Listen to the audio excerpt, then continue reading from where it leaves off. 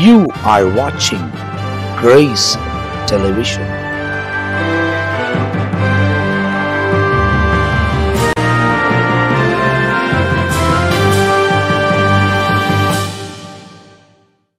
ஆண்டவரும் அருமை இரட்சகராக இயேசு கிறிஸ்துவின் நாமத்தினால் உங்கள் யாவருக்கும் இந்த சுவிசேஷம் என்ற நிகழ்ச்சியில அன்போடு கூட வாழ்த்துகிறோம், உங்களை வரவேற்கின்றோம். தேவனுடைய பெரிதான கிருபையால் தொடர்ந்து இந்த சுவிசேஷம் என்ற நிகழ்ச்சி தொடர்ந்து உங்களுக்கு ஒளிபரப்ப ஆண்டவர் தந்த கிருபைக்காக நான் கர்த்தரை ஸ்தோத்திரிக்கிறேன். தேவனால் பயன்படுத்தப்படுகிற, தேவனால் அழைக்கப்பட்ட தேவனுடைய திருச்சபைகளை நடத்தி வருகிற தேவனுடைய ஊழியக்காரர்கள் நம்ம மத்தியில் இருக்கிறார்கள். கர்த்தருடைய வார்த்தைகளை, இந்த சுவிசேஷம் என்ன என்பதை நாம் இந்த நிகழ்ச்சியில துல்லியமாய் அறிந்து கொள்ள போகிறோம்.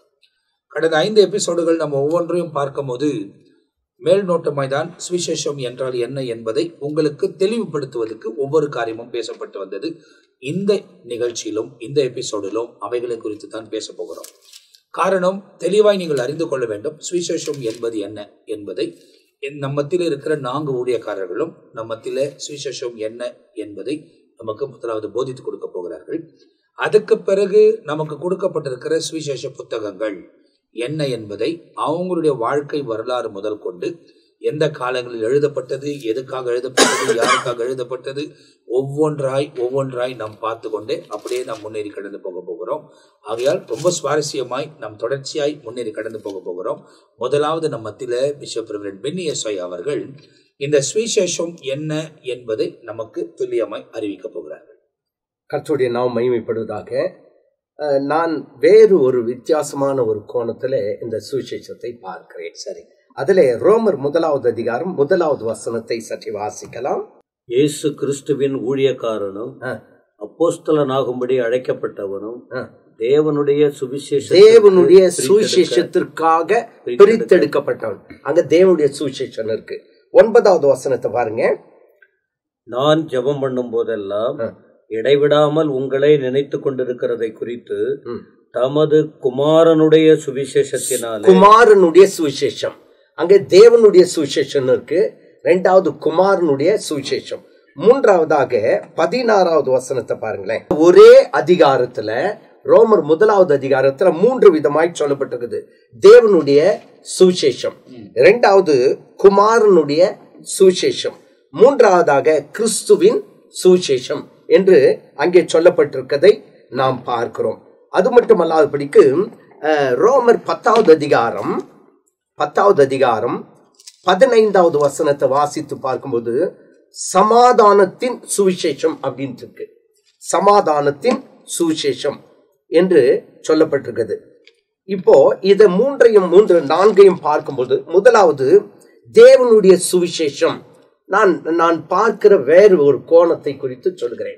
அப்போ தேவனுடைய சுவிசேஷம் என்றால் என்ன? இப்போது தேவ பிள்ளைகள் சொன்ன மாதிரி ஆதியாகமம் 3வது அதிகாரம் 15வது வசனத்துல அங்க சுவிசேஷம் ஆரம்பிக்கப்பட்டது. என்னன்னு கேட்டா தேவனுடைய சுவிசேஷம். எப்படி? உனக்கும் ஸ்திரீக்கும் உன் வித்துக்கும் அவள் வித்துக்கும். அப்போ இயேசு பிறக்க போகிறார் என்ற சுவிசேஷம் அங்கே அறிவிக்கப்பட்டது. ஐயா, இது சரியான முறையில் இருக்குன்னு நினைக்கிறீங்களா? அப்போ அது தேவனுடைய சுவிசேஷம். அப்போ ஆதியாகமம் 3:15 பார்க்கும்போது தேவனுடைய சுவிசேஷத்தை குறித்து அங்கே சொல்லப்பட்டிருக்கு. அப்போ ஆதியாகமத்துல ஒரு நற்செய்தி வரப்போகிறது, ஒரு மாற்றங்கள் வரப்போகிறது, தேவன் ஜனங்களை மீட்டு கொள்ள போகிறார் என்பதை தீர்க்க தரிசனமாய் அங்கே சுவிசேஷம் அறிவிக்கப்பட்டது. 2வதாக பார்க்கும்போது குமாரனுடைய சுவிசேஷம் என்று சொல்லப்பட்டிருக்குது. அப்போ குமாரன் என்று சொல்லும்போது பாலகனாய் பிறந்த இயேசு கிறிஸ்துவை குறித்து, இதோ எல்லா ஜனத்திற்கும் மிகுந்த சந்தோஷத்தை உண்டாக்கும் நற்செய்தி உங்களுக்கு அறிவிக்கிறேன். இன்று கர்த்தராகிய கிறிஸ்து என்னும் இரட்சகர் உங்களுக்காக தாவீதின் ஊரிலே பிறந்திருக்கிறார் என்று சொல்லி தேவ தூதர்கள் அறிவிக்கிறதான ஒரு சுவிசேஷம். அப்போ அங்கேயும் யாரை குறித்து சொல்லப்பட்டிருக்குது? அந்த குமாரனை குறித்து சொல்ல. அப்போ தேவன் அறிவித்ததான சுவிசேஷம் இப்போ தேவ தூதர்களின் மூலமாய் குமாரனுடைய சுவிசேஷம் அறிவிக்கப்பட்டது. அதற்கு அடுத்து அதே ரோமர் 1வது அதிகாரம் 15வது வசனத்துல பார்க்கும்போது கிறிஸ்துவின் சுவிசேஷம். அப்போ கிறிஸ்து அறிவிக்கிற அந்த சுவிசேஷத்தை குறித்து பார்க்கும் பொழுது அவர் என்ன சொல்றாரு?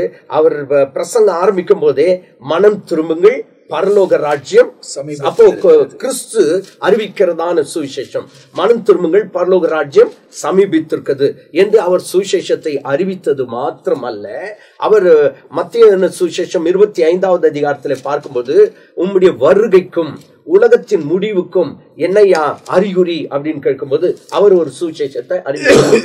என்ன சுவிசேஷம்? யுத்தங்களின் செய்திகளையும் கேள்விப்படுவீங்க அப்படின்ட்டு அவர் என்ன பண்றார்? சுவிசேஷத்தை அறிவித்து இந்த சுவிசேஷம் நித்தியத்திற்குள்ளே கொண்டு போய் சேர்க்கிற ஒன்றாய் இருக்கிறது. ஆகவே ரோமர் 1வது அதிகாரத்துல 3 இடத்துல இந்த சுவிசேஷத்தை குறித்து ஒரே அதிகாரத்தில் சொல்லியிருக்கு. அப்ப என்ன? தேவனுடைய சுவிசேஷம், குமாரனுடைய சுவிசேஷம், கிறிஸ்துடைய சுவிசேஷம். இந்த சுவிசேஷம் எப்பேற்பட்டதா இருக்கிறது என்று பார்க்கும் பொழுது நாம மத்தேயு, மார்க்கு, லூக்கா சுவிசேஷத்துல நாம் ஆராய்ந்து பார்த்தாலும் கூட இதே ரோமர் புத்தகத்துல தான் அதிகமா சுவிசேஷத்தை குறித்து பவுல் அப்போஸ்தலன் எழுதுகிறார். 10வது அதிகாரம் 15வது வசனத்தை வாசித்து பார்ப்போம் என்று சொன்னால் அங்கே என்ன சொல்லப்பட்டிருக்கிறது? வாசிக்கலாம். அனுப்பப்படாவிட்டால் எப்படி பிரசங்கிப்பார்கள்? சமாதானத்தை கூறி நற்காரியங்களை சுவிசேஷமாய் அறிக்கையுடைய பாதங்கள் எவ்வளவு அழகானவைகள். இங்க பார்த்தீங்க அப்படின்னு சொன்னா இந்த சுவிசேஷம் என்னது என்று சொன்னால் சமாதானத்தை கொடுக்கிறதான சுவிசேஷம். அதே நேரத்துல நற்காரியங்கள் தான் இந்த சுவிசேஷம் என்ன பண்ணுது? அறிவிக்கிறதாக வசனத்திலே நாம் பார்க்கிறது மாத்திரமல்ல, மறுபடியுமாக இந்த ரோமர் இந்த சுவிசேஷத்தை குறித்து பவுல் அப்போஸ்தலன் ரோமாபுரியருக்கு எழுதும்போது சுவிசேஷத்தை குறித்து தான் அதிகமாய் அங்கே வெளிப்படுத்துகிறார். என்ன சொல்றாரு? 15வது அதிகாரம் 29வது வசனம். நான் உங்களிடத்தில் வரும்போது கிறிஸ்துவினுடைய சுவிசேஷத்தின் சம்பூரணமான ஆசீர்வாதத்தோட வருவேன் என்று அறிந்திருக்கிறேன். அப்போ இது முடிவுரையா அவர் ரோமாபுரியருக்கு எழுதும்போது அங்க சொல்ற அந்த வார்த்தை என் இருதயத்தை அதிகமா தொடுது. நான் ஒரு சில காலங்களுக்கு முன்பாக, வருடங்களுக்கு முன்பாக லெட்டர் எழுதும் போது கடைசியா முடிக்கும் போது இந்த வார்த்தையை தான் எழுதுவேன். நான் உங்களிடத்தில் திரும்ப வரும்போது கர்த்தருடைய சம்பூர்ணமான ஆசீர்வாதத்தோடு, சுவிசேஷத்தின் சம்பூர்ணமான ஆசீர்வாதத்தோடு வருவேன் என்று அறிந்திருக்கிறேன். அந்த வார்த்தையை சொல்லி நான் முடிப்பேன். காரணம் என்னன்னு கேட்டா, இந்த சுவிசேஷம் எப்பேற்பட்டதுன்னு கேட்டா சம்பூரணமான ஆசீர்வாதத்தை கொடுக்கிறது தான் இது சுவிசேஷம். அப்ப அந்த சம்பூர்ணமான ஆசீர்வாதத்தை நாம் பெற்றுக்கொள்ளும் பொழுது நமக்குள்ளே ரட்சிப்பின் அனுபவம் வருகிறது. அந்த சம்பூர்ணமான ஆசீர்வாதம் என்ன? இந்த உலகத்திலே வாழ்கிறது மாத்திரமல்ல, மறுமையிலே ஒரு நித்திய ஜீவனுக்குள்ளே இந்த சுவிசேஷம் நம்மை நடத்துகிறது. ஆகவே இந்த ரோமருக்கு எழுதின இந்த நிருபத்திலே பார்க்கும்போது ஏறக்குறைய 5 வசனத்தை வாசித்தோம். இந்த 5 வசனத்திலும் வாசிக்கும் போது தேவனுடைய சுவிசேஷம், குமாரனுடைய சுவிசேஷம், கிறிஸ்துவுடைய சுவிசேஷம், அது சம்பூர்ணமான ஆசீர்வாதத்தை கொடுக்கிற ஒரு சுவிசேஷம். இங்க பார்க்கும்போது கடைசியா நாம் பார்க்கும்போது நான் வரும்போது, அப்போ ஒரு மனுஷன் சுவிசேஷத்தை சுமந்து கொண்டு போகுது, அந்த மனிதனின் மூலமாய் மற்றவர்களுக்கு ஒரு சம்பூர்ணமான ஆசீர்வாதத்தை இந்த சுவிசேஷம் கொடுக்கிறது. அப்ப இந்த சுவிசேஷத்தை குறித்து மேலான காரியங்களை தொடர்ச்சியா நம்ம மத்தியில பிஷப் பெனியோசையா பகிர்ந்து கொண்டார்கள். அப்ப இந்த சுவிசேஷம் நமக்கு எதுக்காக வருகிறது, யார் மூலியமா வருகிறது, ஏன் இந்த சுவிசேஷத்துக்கு செவி கொடுக்க வேண்டும், இவைகள் எல்லாம் ஒவ்வொன்றாய் இன்னும் அதிகமாய் நமக்கு சொல்லப்பட போகிறது. இந்த சுவிசேஷத்தை குறித்து மேல் நோட்டமாய், திரும்ப அதான் சொல்றவங்களுக்கு மேல் நோட்டமாய் நம்ம மத்தியில ரெவரண்ட் மெல்கிசேதக் அவர்கள் பகிர்ந்து கொள்வார்கள். அருமையானவர்களே, நாம் சுவிசேஷம் என்றால் என்ன என்று நாம் பார்த்து கொண்டு வருகிறோம். மத்தேயு 1ஆம் அதிகாரம் 1ஆம் வசனத்திலே ஆபிரகாமினுடைய குமாரனாகிய தாவீதின் குமாரனாகிய இயேசு கிறிஸ்துடைய வம்ச வரலாறு என்று இங்கே இவர் எழுதுகிறதை நம்மாலே பார்க்க முடிகிறது. யோசுவா என்கிற எபிரேய பெயரின் அர்த்தத்தை போல இயேசு என்கிற பெயருக்கும் கர்த்தர், யெகோவா, இரட்சகர் என்று பொருள் உள்ளது. கிறிஸ்து என்று சொன்னால் அபிஷேகம் பண்ணப்பட்டவர் என்பதின் அர்த்தத்தை கொண்டதா இருக்கிறது. இது கிரேக்க வார்த்தையின் மொழிபெயர்ப்பாயிருக்கிறது. எபிரேய பெயரான மேசியா போன்ற இதனுடைய வாக்குதத்தம் பண்ணப்பட்ட காரியங்கள், மேசியா அதாவது இந்த இரட்சகருடைய நாமங்கள், இரட்சகர் எவ்விதமாய் வரப்போகிறார் என்பதை மத்தேயு எப்படி கனெக்ட் பண்றார் என்று நாம் பார்க்கிறோம். அப்ப இந்த நற்செய்தி நூலை அவர் எழுதும் பொழுதே பழைய ஏற்பாட்டின் வாக்குதத்தத்தின் நிறைவேறுதலாகத்தான் இந்த சுவிசேஷ புஸ்தகம் எழுதப்படுகிறது என்பதற்கு மேசியா தேவனால் அபிஷேகம் பண்ணப்பட வேண்டும், தேவனால் பிரித்தெடுக்கப்பட்டு பரிசுத்தமாக்கப்பட வேண்டும், அவர் ஒரு தீர்க்கதரிசியாக ராஜாவாக ஆசாரியனாக இருக்க வேண்டும் என்பதை மத்தேயு பழைய ஏற்பாட்டில் அதை முன்குறித்து அவர் சொல்லுகிறார். சுவிசேஷம் என்றால் கிறிஸ்துவனுடைய பிறப்பு, வளர்ப்பு, அவருடைய ஊழியம், மரணம், அவருடைய உயிர்த்தெழுதல், இதைத்தான் நாம் சுவிசேஷம் என்று சொல்லுகிறோம். இன்னொரு பதம் அதை நற்செய்தி என்று நாம் சொல்லுகிறோம். பவுல் அப்போஸ்தலன் இந்த சுவிசேஷத்தை நான் அறிவிக்காதிருந்தால் எனக்கு ஐயோ என்று சொல்லுகிறார். அப்ப சுவிசேஷம் என்பது ஜனங்கள் மனம் திரும்பும்படியாக ஒரு நல்ல காரியங்களை ஜனங்களுக்குள்ளே கொண்டு வருகிற ஒரு காரியம். அப்ப இந்த சுவிசேஷம் என்கிற இயேசு கிறிஸ்துடைய வாழ்க்கை வரலாறு வெறும் புதிய ஏற்பாட்டிலே இயேசு 2000 ஆண்டுகளுக்கு முன்பாக மாத்திரம் வந்தார் என்பது அல்ல. அவர் ஆதியிலே தேவனோடு இருந்தவர், சகலமும் அவர் மூலமாய் உண்டாயிற்று என்று போன எபிசோட்ல நாம பார்த்தோம். அப்ப பாருங்க, தீர்க்கதரிசிகளுடைய வாக்குறுதிகளின் நிறைவேறுதலாகத்தான் இயேசு இந்த பூமியிலே வந்தார் என்று நாம் வேதத்திலே தெளிவாய் சொல்லுகிறது. ஏசாயாவிலே 7ஆம் அதிகாரத்திலே 14ஆம் வசனம் சொல்லுகிறது, ஆதலால் ஆண்டவர் தாமே உங்களுக்கு ஒரு அடையாளத்தை கொடுப்பார், இதோ ஒரு கன்னிகை கர்ப்பவதியாகி ஒரு குமாரனை பெறுவாள், அவருக்கு இம்மானுவேல் என்று பெயரிடுவாயாக என்று சொல்லி பழைய ஏற்பாட்டிலே சொல்லப்படுகிற இந்த காரியங்களை நம்மால அறிந்து கொள்ள முடிகிறது. அதே போல ஏசாயாவில 9ஆம் அதிகாரத்துல 6ஆம் வசனத்திலிருந்து 7ஆம் வசனம் வரைக்கும் வாசிக்கும் பொழுது கிறிஸ்துவனுடைய பிறப்பை குறித்து அங்கே தீர்க்க தரிசனமாக ஏசாயா சொல்லுகிறார். நமக்கு ஒரு பாலகன் பிறந்தார், நமக்கு ஒரு குமாரன் கொடுக்கப்பட்டார், கர்த்தத்துவம் அவர் தோளின் மேல் இருக்கும், அவருடைய நாமம் அதிசயமானவர், ஆலோசனை கர்த்தர், வல்லமை உள்ள தேவன், நித்திய பிதா, சமாதான பிரபு எனப்படும். ஆகவேதான் நான் நினைக்க சமாதான பிரபு எனப்படும் என்று வசனத்தில் இருந்தாலும் அதை குறித்து எபேசியர் 6ஆவது அதிகாரத்திலே பார்க்கும் பொழுது 6:15 அந்த சமாதான பிரபு என்ற வார்த்தைக்கு இங்க 6:15 என்ன இருக்குன்னு பாருங்களேன். அது சமாதானத்தின் சுவிசேஷமா இருக்கும் என்று நினைக்கிறேன். ஐயா அதை கொஞ்சம் வாசிங்க.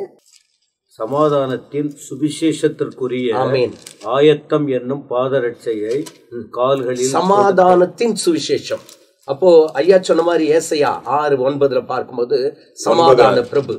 அப்போ இந்த சுவிசேஷம் வந்து சமாதானத்தின் சுவிசேஷம். சமாதானத்தின் சுவிசேஷம். ஆமா. அதுக்கு கீழே 7ஆம் வசனம் இவ்விதமாய் சொல்லுது பாருங்க. அழகான ஒரு வசனத்துல இங்க நம்ம பார்க்கும் பொழுது ஏசாயா 9:6-7 வசனங்களத்துல தாவீதின் சிங்காசனத்தையும் அவருடைய ராஜ்யத்தையும் அவர் திடப்படுத்தி அது இது முதற்கொண்டு என்றென்றைக்கும் நியாயத்திலும் நீதியிலும் நிலைப்படுத்தும்படிக்கு அவருடைய கர்த்தத்துவத்தின் பெருக்கத்திற்கும் அவருடைய சமாதானத்துக்கும் முடிவில்லை வசனம் சொல்லுது. அப்போ இது சமாதானத்தின் சுவிசேஷம் அப்படின்னா இது ஒரு நல்ல ஒரு மார்க்கம், நல்ல ஒரு வழி, நல்ல ஒரு காரியம். இதை கேட்டவர்கள் மனம் திரும்புவார்கள், அவர்கள் நித்திய ராஜ்யத்துக்கு உட்படுத்தப்படுவார்கள் என்பதற்கு மிக ஆணித்தரமான வசனமாக இது காணப்படுகிறது என்று நாம் பார்க்கிறோம்.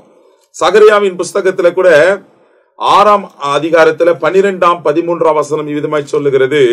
அதாவது தீர்க்கதரிசியுடைய நிறைவேறுதலாக எப்படி இந்த சுவிசேஷம், இந்த நற்செய்தி உலகத்துக்கு வந்தது என்று சொல்லி அவர் இங்க சொல்லுகிறார். சகரியா 6ஆம் அதிகாரம் 12-13 வசனம்.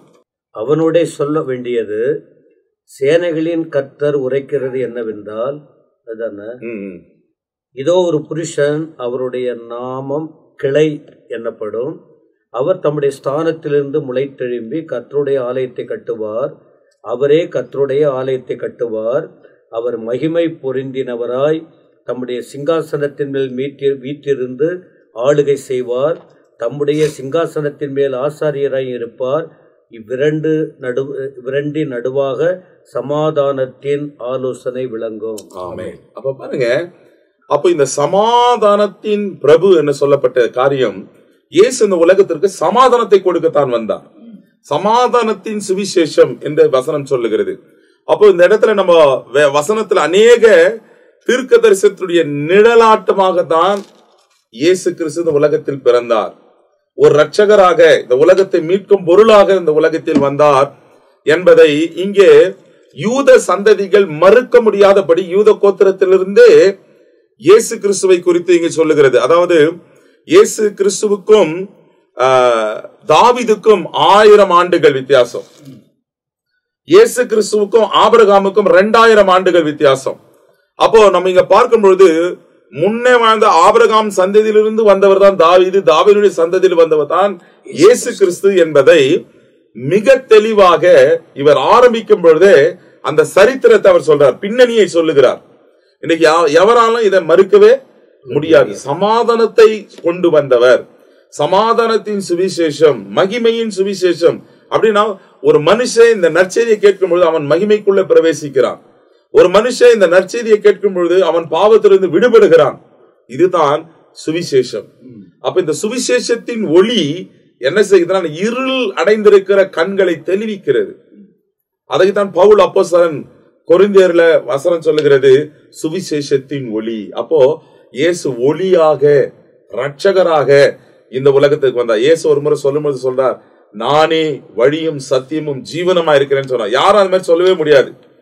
I am the light of the world, நானே உலகத்திற்கு ஒளியா இருக்கிறேன் என்று சொன்னார். அப்ப இயேசு ஒருவரே இந்த வார்த்தைக்கு உரியவர். அவர்தான் அவருடைய வாழ்க்கை வரலாறை குறித்து சொல்லுகிறது தான் இந்த சுவிசேஷ புஸ்தகங்கள். அதே நேரத்தில் எபேசியர் 1வது அதிகாரத்தை நீங்கள் பார்க்கும்போது சமாதானத்தை கூறுகிறது மாத்திரமல்ல, ரட்சிப்பையும் நமக்கு கொடுக்கிறது. அதை 1வது அதிகாரம் 13வது வசனத்தை கொஞ்சம் பாருங்களேன். எபேசியர் 1வது அதிகாரம் 13வது வசனம். நீங்களும் உங்கள் ரட்சிப்பின் சுவிசேஷமாகிய, இங்க பாருங்க, நீங்களும் உங்கள் ரட்சிப்பின் சுவிசேஷமாகிய, சமாதானத்தையும் கொடுக்கிறது, பூரணத்தையும் கொடுக்கிறது. இங்க பார்த்தீங்கன்னா ரட்சிப்பையும், ஒரு மனிதன் ரட்சிக்கப்படுவதற்கு எது முக்கியமா தேவைப்படுதுங்க? இந்த சுவிசேஷம் தேவைப்படுது. ஆகவே உங்கள் ரட்சிப்பின் சுவிசேஷமாகிய சத்திய வசனத்தை கேட்டு விசுவாசிக்கும் போது, பாருங்க, ரட்சிப்பின் சுவிசேஷத்தை கேட்டு விசுவாசிக்கும் போது வாக்குத்தத்தம் பண்ணப்பட்ட பரிசுத்த ஆவியால் அவருக்குள் முத்திரை போடப்பட்டிருக்கிறீர்கள். அப்போ இந்த ரட்சிப்பின் சுவிசேஷத்தை கேட்ட உடனே நமக்குள்ள ஆண்டவர் என்ன பண்றாருன்னு கேட்டா, பரிசுத்த ஆவின் அபிஷேகத்தை, முத்திரை அவர் போடுகிறார். அப்போ இங்க பார்க்கும்போது இந்த சுவிசேஷம் ரட்சிப்பின் சுவிசேஷம். ஐயா சொன்ன மாதிரி சமாதானத்தின் சுவிசேஷம் மாத்திரம் அல்லாதபடிக்கு இங்க வசனம் சொல்லுது, ரட்சிப்பின் சுவிசேஷம் ஆகிய சத்திய வசனத்தை கேட்டு விசுவாசிகளான போது. அப்ப கேட்ட பிறகு நாம என்ன செய்யறோம்? விசுவாசிகள் ஆகிறோம். விசுவாசிகள் ஆன போது வாக்குத்தத்தம் பண்ணப்பட்ட பரிசுத்த ஆவியினால் நம்ம என்ன செய்யறாங்க? அவர் நிரப்புகிறார். அப்ப இந்த சுவிசேஷத்தை குறித்து ஏராளமான காரியங்களை நாம் பார்த்து வருகிறோம். நம் மத்தியில இந்த சுவிசேஷத்தை குறித்து தொடர்ந்து நம் மத்தியில ரெவரண்ட் ஜான் பீட்டரை அவர்கள் பகிர்ந்து கொள்ள போகிறார்கள். சுவிசேஷத்தின் முக்கிய காலகட்டமே ஜனங்கள் ரட்சிக்கப்பட வேண்டும். சுவிசேஷம், ஆண்டவர் இயேசு இந்த உலகத்தில் பிறந்த போது இயேசு என்று பெயரிடுவாயாக, இயேசு என்ற பெயருக்கு எல்லா பாவத்திலிருந்து அவர் ரட்சிப்பை கொடுப்பார் என்று. இப்போ சுவிசேஷத்தின் மைய பொருள், அதில் உள்ள விஷயமே ஜனங்கள் ரட்சிக்கப்பட வேண்டும். ஒன்று நாளாகமம், ஃபர்ஸ்ட் கிரானிக்கல், நாளாகமம் 16ஆம் அதிகாரம் 23ஆம் வசனம் சொல்லுகிறது, பூமியின் சகல குடிகளே கர்த்தரை பாடி நாளுக்கு நாள் அவருடைய ரட்சிப்பை சுவிசேஷமாய் அறிவியுங்கள் என்று அங்கே பழைய ஏற்பாட்டிலே சொல்லியிருக்கு. ஜனங்கள் ரட்சிக்கப்பட வேண்டும். ஏதேன் தோட்டம் முதலே ஜனங்கள் சீரழிந்து போனார்கள். அப்போ அவங்களுக்கு ரட்சிப்பு என்பது என்ன? விடுதலை தேவை. இந்த விடுதலையின் செய்தி அவசியம்.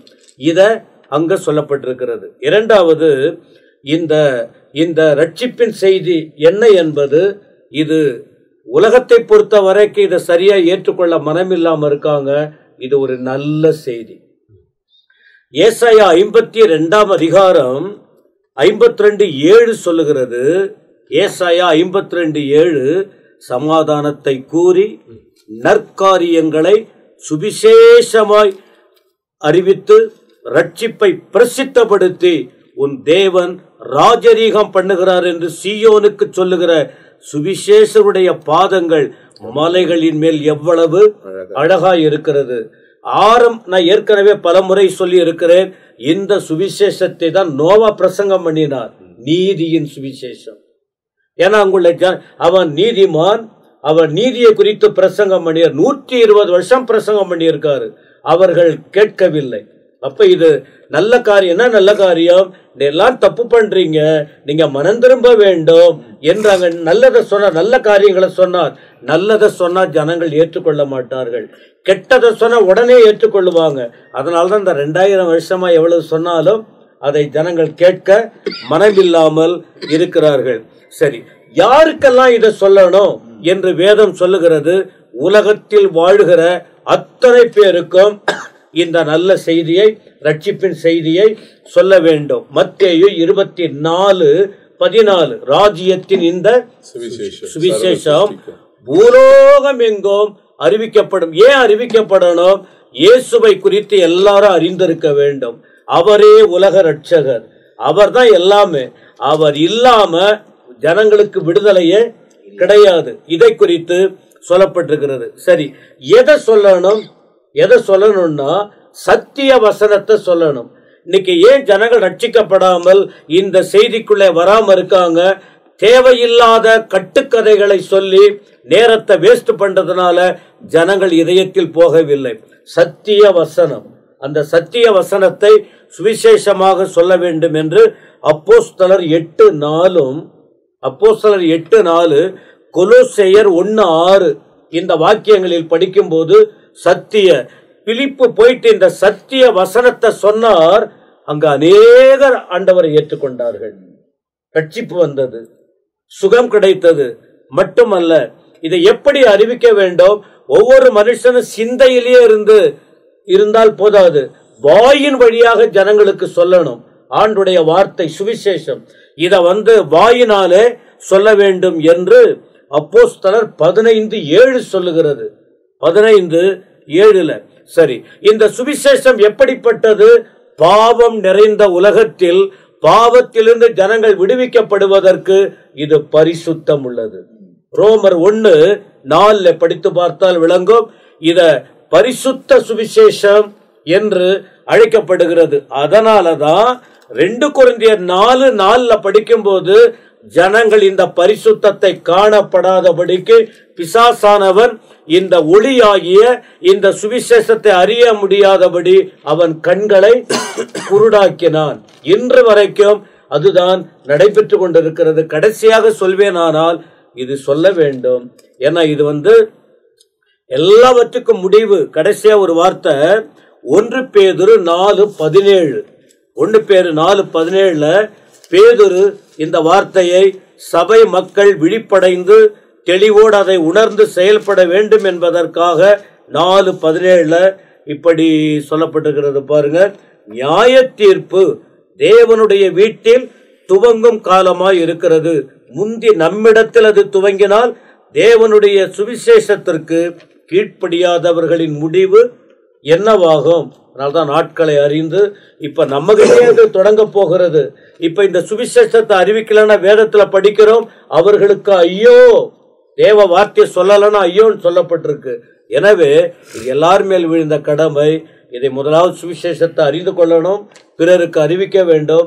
ஆண்டவர் சீக்கிரம் வரப்போகிறார், விழிப்போடு இருக்க. இப்படிப்பட்ட வார்த்தைகள் கர்த்தருடைய நாமத்திற்கு ஸ்தோத்திரம். அப்ப சுவிசேஷம் என்ன என்பதை நாம் அறிந்து கொண்டு வருகிறோம். சுவிசேஷம் என்பது தெளிவான பாதையில நாம் நடத்தப்படுகிற, கொடுக்கப்படுகிற ஆலோசனைகள், தேவனால் கொடுக்கப்படுகிற ஆலோசனைகள். தேவன் தம்முடைய பிள்ளைகள் மூலியமாய் தனக்கு கீழ்ப்படியக்கூடியவர்களுக்கு அவர்கள் மூலியமாய் கீழ்ப்படியாதவர்கள் கீழ்ப்படிய வேண்டும் என்ற நோக்கத்தோடு கூட அவைகள் நமக்கு போதிக்கப்படுகிறது. அதுதான் சுவிசேஷமாய் அறிவிக்கப்படுகிறதை இந்த வேதாகமத்தில் நாம் பார்க்கிறோம். இந்த எபிசோட்ல கடைசியா நம்மத்துல ரெவரண்ட் ஜெயக்குமார் அவர்கள் இந்த சுவிசேஷத்தை குறித்து நமக்கு போதிக்க போகிறார்கள். மார்க்கின் புத்தகம் 16ஆம் அதிகாரம் 15ஆம் வசனத்திலே ஆண்டவராகிய இயேசு கிறிஸ்து தன்னுடைய வாய்மொழியாக ஒரு காரியத்தை நமக்கு சொல்லி இருக்கிறார். மார்க்கு 16:15 பின்பு அவர் அவர்களை நோக்கி, நீங்கள் உலகம் எங்கும் போய் சர்வ சிருஷ்டிக்கும் சுவிசேஷத்தை பிரசங்கியுங்கள். இது இயேசு கிறிஸ்து உலகத்தில் அவரை இரட்சகராக ஏற்றுக்கொண்ட ஒவ்வொரு தேவ பிள்ளைகளுக்கும் அவர் மூலமாக கொடுக்கப்பட்டதான ஒரு கட்டளையாக இருக்கிறது. அவர் சொல்றாரு, பின்பு அவர் அவர்களை நோக்கி, நீங்கள் உலகமெங்கு போய் சர்வ சிருஷ்டிக்கும் சுவிசேஷத்தை பிரசங்கிங்கள். அப்ப இது இயேசுவினுடைய கட்டளையாக இருக்கிறது. ஆகையால் தான் 2000 ஆண்டுகளாக இந்த பூமியிலே அழிந்து கொண்டிருக்கிறதான மக்களுக்காக அவருடைய கட்டளையின்படி சுவிசேஷத்தை நாங்கள் அறிவித்துக் கொண்டிருக்கிறோம். ஏன்னா சுவிசேஷத்தை அறிவிங்கள் என்று ஆண்டவரே தன்னுடைய வாய்மொழியாக சொல்லி இருக்கிறார். இன்னைக்கு அநேகர் சொல்லுவாங்க, நீ சுவிசேஷம் சொல்ல வேண்டியதே இல்லை, நீ வாழ்க்கையே நீ வாழ்ந்துட்டா போதும் என்று சொல்லுவாங்க. அதை ஏற்றுக்கொள்ளலாம். ஆனால் அதை விட ஆண்டவர் சொன்னாரு, நீங்கள் அறிவிங்கள் என்று சொல்லி இருக்கிறார். சுவிசேஷம் என்பது ஆண்டவராகிய இயேசுவை மையமாக கொண்டது. இந்த உலகத்திலே வலது கைக்கும் இடது கைக்கும் வித்தியாசம் இல்லாம அழிந்து கொண்டிருக்கிற ஆத்துமாக்களை ரட்சிப்பில் பாதையில் அவர்களை கொண்டு வந்து நித்திய ராஜ்யத்துக்கு நேராக வழி நடத்தப்பட வேண்டும் என்று தான் சுவிசேஷம் அறிவிக்கப்படுகிறது. யோவான் 13ஆம் அதிகாரம் 16ஆம் வசனத்தை வாசித்து பாருங்க. யோவான் 3:16. தேவன் தம்முடைய ஒரே பேரான குமாரனை விசுவாசிக்கிறவன் எவனோ அவன் கெட்டு போகாமல் நித்திய ஜீவனை அடையும்படிக்கு அவரை தந்தருளி இவ்வளவாய் உலகத்தில் அன்பு கூர்ந்தார். சுவிசேஷம் என்பது இயேசுவை மையமாக கொண்டது. ஆனால் அதனுடைய நோக்கத்தை பார்க்கும் பொழுது ஒரு ஆத்துமா கூட கெட்டு போய் நரகத்துக்கு போவது அவருடைய சித்தம் இல்லை. எல்லோரும் மனம் திரும்ப வேண்டும், எல்லோரும் இயேசு கொடுக்கிற ரட்சிப்பை பெற வேண்டும். அதைத்தான் தேவன் தம்முடைய ஒரே பேரான குமாரனை விசுவாசிக்கிறவன் எவனோ அவன் கெட்டு போகாமல் அவன் என்ன அடையணுமா? நித்திய. அப்படின்னா சுவிசேஷம் என்பது இயேசுவை மையமாக கொண்டது. நோக்கம் என்பது நாம் நித்திய ஜீவனை அடைய வேண்டும் என்பதற்காக. ஏனென்றால் இயேசு சொல்லுகிற அந்த சுவிசேஷத்தை கேட்டு மனம் திரும்பி பாவ மன்னிப்பு அவர் மூலமாய் கொடுக்கிற பாவ மன்னிப்பை பெற்று அவர் சிந்தின இரத்தத்தினாலே நம் பாவங்கள் கழுவப்பட்டு பரிசுத்தமாய் வாழ்ந்து தேவ ஆலயத்துக்கு சென்று தொழுது கொண்டு நம் ஓட்டத்தை முடிக்கிறவர்களுக்கு தேவன் அந்த நித்திய ராஜ்யத்தை கொடுக்கிற அந்த சுவிசேஷத்தை தான் உலகம் கிறிஸ்துவ மார்க்கம் 2000 ஆண்டுகளாக அதை உலகத்துக்கு அறிவித்துக் கொண்டிருக்கிறது. அன்பார்ந்தவர்களே, இயேசு இல்லாம வேறொரு சுவிசேஷம் இல்ல. இயேசு கொடுக்கிற ரட்சிப்பு இல்லாம வேறொரு ரட்சிப்பு இல்ல. அவர் மூலமாய் கொடுக்கிற அந்த நித்திய ராஜ்யத்தை சுதந்திரித்துக் கொள்வதே நம்முடைய நோக்கமாய் இருக்கட்டும். அவருடைய வாஞ்சையாய் அவருடைய திட்டத்திலே அவருடைய சித்தத்திலே பிரதானமாக இதுவும் ஒன்றாக இருக்கிறது. அப்ப இந்த இடத்துல சுவிசேஷம் என்ன என்பதை நாம் கற்றுக்கொண்டு வருகிறோம். தேவன் மனிதனை தன் சாயலாய் படைத்தார். சாயலாய் படைக்கப்பட்ட மனிதன் தேவனுக்கு செவி கொடுக்காமல் சத்துருக்கு செவி கொடுத்து, பிசாசுக்கு செவி கொடுத்து, இல்ல லூசிபருக்கு செவி கொடுத்து தேவனை விட்டு தூரமாய் கடந்து போனான். அவனை மீண்டுமாய் தன்னோடு கூட இணைத்துக் கொள்வதற்கு தான் இந்த சுவிசேஷம் அறிவிக்கப்படுகிறது. அப்ப இந்த உலகத்தில் உள்ள மனிதர்கள் சாத்தானுக்கு செவி கொடுத்து சுயதனமாய் வாழாமல் படைத்த தேவனுக்கு செவி கொடுத்து அவர் வழியில நடக்க வேண்டும் என்ற நோக்கத்தோடு தான் இந்த சுவிசேஷம் பிரதானமாய் நமக்கு அறிவிக்கப்படுகிறதை நாம் அறிந்திருக்கிறோம்.